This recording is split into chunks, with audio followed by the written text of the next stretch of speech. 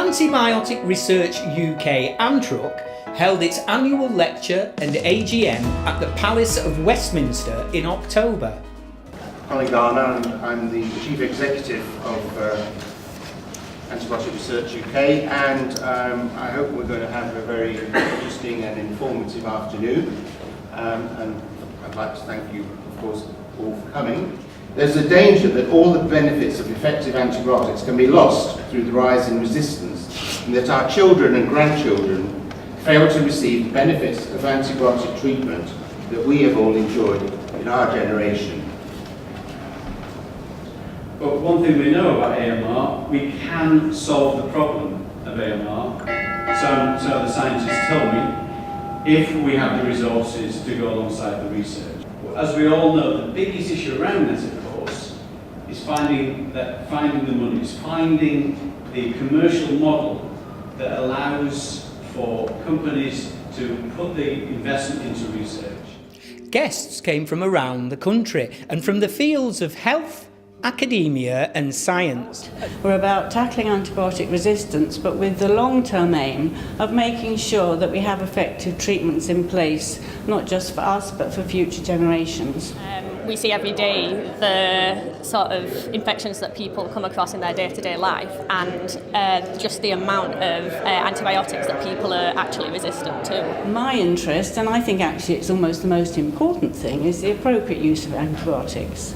Not just actually, as I've got on this slide, existing antibiotics, but any new ones that we actually generate. Because if we don't use them appropriately, we'll be recreating this cycle of resistance. As well as a general public concerned about the issue of antibiotic resistance. I agree with you, antibiotic resistance is a big problem. It's becoming an ever bigger problem, and unless we raise public awareness, develop new treatments, it is going to get even worse. Guest speakers included AMR sufferer Annabelle. I broke my leg back in 2005, had an external fixator fitted which involved a lot of open wounds and had infection after infection and a lot of prolonged antibiotic use, resulting at near amputation, but we've got through that and here I am today with a leg, so antibiotics saved my leg really. Some people think it's something that's tomorrow's problem, and it's not. It really is today's problem. It needs sorting out. I certainly wasn't aware of antibiotic resistance when I started my journey, but with prolonged use, increased dosage, resistance to them, and various other complications, I became aware of it, and then became aware of Antibiotic Research UK. On this, the 90th anniversary of the discovery of penicillin, Antruk made a presentation to Sir Alexander Fleming's granddaughter, Nurse Sarah Whitlow.